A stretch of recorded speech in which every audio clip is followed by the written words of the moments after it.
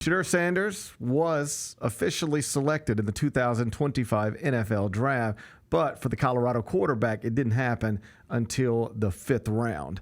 This comes after lots of mock drafts had him going in the first. At one point in the betting markets in the season, he was considered the front runner to be the number 1 overall pick. Then he doesn't go in round 1. That was probably the biggest story of round 1. Then he doesn't go in round 2 or 3 or 4. Gets prank called by an Atlanta Falcons employee's son in the middle of all this. Rough situation, but he does go 5th to Cleveland. What do you make of the Shedeur Sanders story? Because that was the story that, frankly, even with the NBA playoffs unfolding, Shedeur Sanders was the story of the weekend. I mean, I think that once it got out of that he wasn't going to be a first-round pick, I think then it was one of those situations where it was going to take a while for him to get drafted after he falls out of the first round, because if the whole argument that we don't want the distractions or the a cocky player, that kind of thing, if that's in fact what it was and why franchises weren't drafting him, well, you're not drafting a guy that's going to be a potential backup that situation. That's what happened. Yeah. That's what happened. And anybody trying to make it out to be anything other than that is just losing sight of the ball. This is not hard to figure out. Maybe we didn't properly, all of us, recognize this in advance of the first round of the draft last Thursday, because we were still arguing about it last Thursday. But what some people had told us in advance of the draft, what some people had told us they believed to be true, is what we found out to actually be true. You could be dismissive of it if you wanted to, but the proof was there on Thursday night. Here's what Pete Prisco and various others tried to tell us before the first round of the NFL draft. You know what they tried to tell us? These teams do not have him with a first-round grade. He's not what his father says he is. He's not what some media members have said he is. He is not what the betting markets have suggested he is. He is not a first-round quarterback. Don't be surprised if he doesn't go in the first round. You and I talked about this last Thursday. And you know what you said? And I'm not trying to, because I was like, you might be right. You were like, oh, he's going in the first round. I know. I was certain. Most people seemed certain, except for the NFL franchises were on the other end of the spectrum. They did not believe he was a first-round pick. You could trust Pete Prisco or any other NFL media member who was trying to tell us that in advance of Thursday or not. But once the first round came and went, it was clear they were right. They were right. So then you start heading into the second round. What did I tell you last Friday? Not because I'm an NFL draft historian, but just because I was reading. Quarterbacks don't get picked in the second round. The only one in the past 4 years that had gotten picked in the second round was Will Levis. And that's because he dropped, The way quarterbacks typically work is you have a first-round grade on them, so you take them in the first round, you move up and get them in the first round. But if you don't take them in the first round or move up and get them in the first round, you don't spend your second-round pick on a quarterback. That's what history tells us. So then he doesn't go in the second round because quarterbacks just don't go in the second round. And once franchises have decided you're not worthy of a first-round selection and have by extension decided you're not going to be a starting quarterback when you come into our franchise, you know what they're now deciding? Do we want this person as a non-player in our franchise? It's one thing when he's the starting quarterback and throwing for 370 yards, and then you can deal with whatever else that comes with that. But are we sure we want somebody who, by all accounts, bombed the interviews and didn't take the pre-draft process seriously at all? You know, we had the one story in advance of the draft that sort of illustrated that. But now everybody's saying the same thing. Do we want somebody like this and all that comes with him as a non-player in our franchise? And you know what most of the franchises decided? No, not worth it. We'd rather just do something else. There was one quote from a front office member to a prominent NFL reporter this weekend. You know what the quote was? You guys still don't understand how many of us, how many franchises, don't even have him on our board. Like we wouldn't take him with the 9th round pick. We don't think he's good enough to start for us, and we don't want him in the building if he's not good enough to start for us.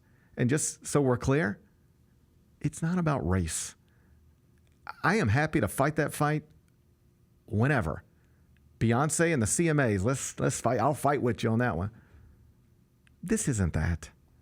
The number 1 pick in the draft was a black quarterback.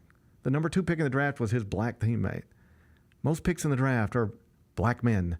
This is not about race. This is about entitlement. It's about your approach. These interviews that you do with NFL franchises, you know what they are? They're job interviews. Yeah. Imagine if there were 32 national media organizations all interested in me. And I sat down and with about 20 of the 32, I acted like I didn't even want to be there. That's what the reporting is. He acted like he didn't want to be there. His dad had said for years, there's certain teams we'll play for and certain teams we won't play for. What? Who do you think you are? Bro, you're not Eli Manning. Eli Manning was going to be the number 1 pick in the draft. So maybe his dad can say, we might do this, we might not do that. And well, you got to decide whether you want to deal with that because he's the number 1 pick in the draft. You're not the number 1 pick in the draft. You're not even the 32nd. So you're talking about what you will do and what you won't do. You come into the interviews and you're not being respectful. You're not even acting like you want to be there. You're not showing any sort of interest in the process. It just becomes a collection of things. It's a process. Is this guy good enough to be our starting quarterback? No. We don't have him graded like, forget all the other stuff. From a football perspective, we don't have him graded that way. Okay, so he's a backup? Yeah. Do you want somebody who came in here with an attitude of entitlement as your backup quarterback? That ain't, right or wrong. The overwhelming majority of these franchises decided it ain't worth it. It just ain't worth it. He doesn't carry himself in a way that makes it worth it for us to bring him in under these circumstances and make him a backup quarterback in this franchise. Just not worth it to us.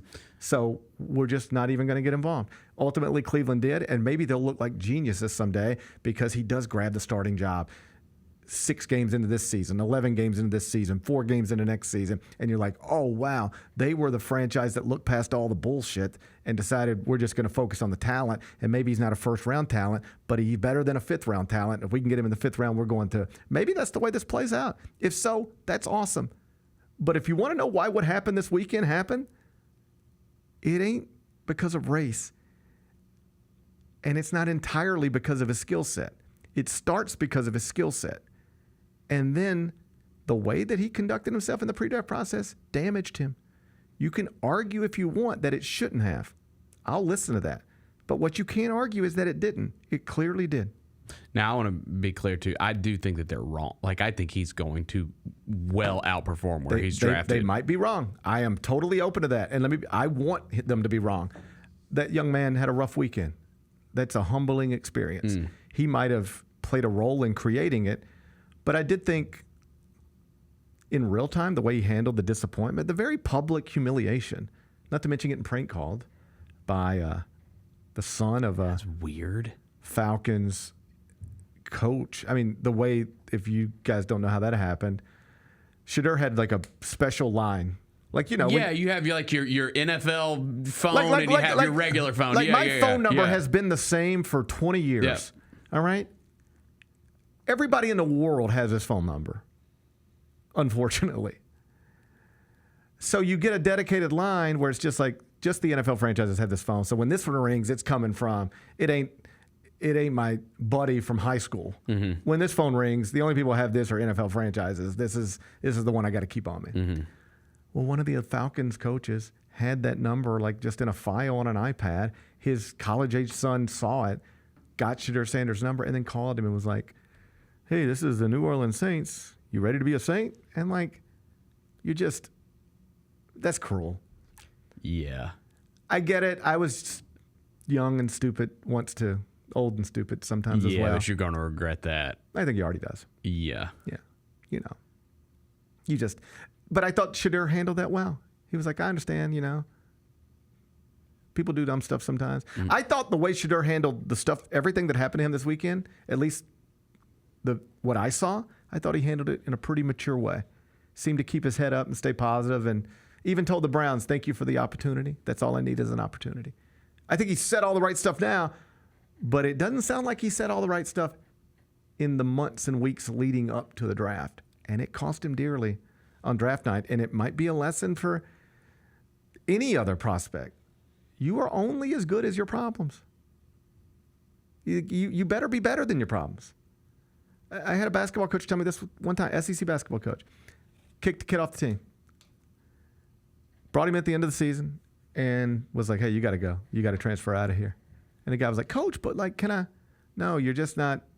You average 7 points a game, man. And like if you average 17, I'd probably deal with the failed drug test. But you average 7. You're not, like, I'm having to answer too many questions about you. You're not worth it. You're a good player, but you're a complicated human. And that's out of balance. So we'll just find somebody else for this. Apples to oranges, I get it. But like that same evaluation is what got Shedeur sent to the 5th round.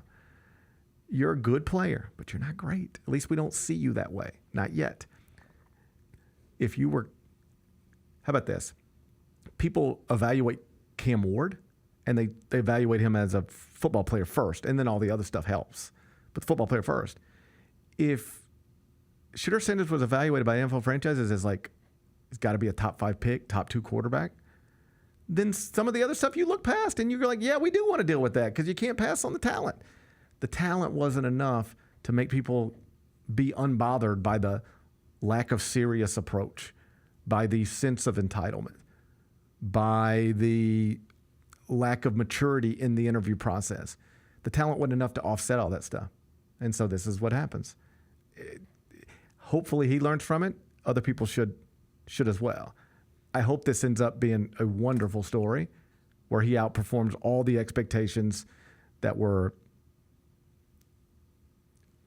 normally placed on 5th round picks. I hope it's a nice story, but it wasn't hard for me to figure out how we got here. You weren't as talented as you thought, or at least they don't view you that way. And when you're walking around conducting yourself in a not so serious way through what is the interview process for all of these jobs, well, then it can cost you. And it did him. The Gary Parrish Show, live weekdays at 10 a.m.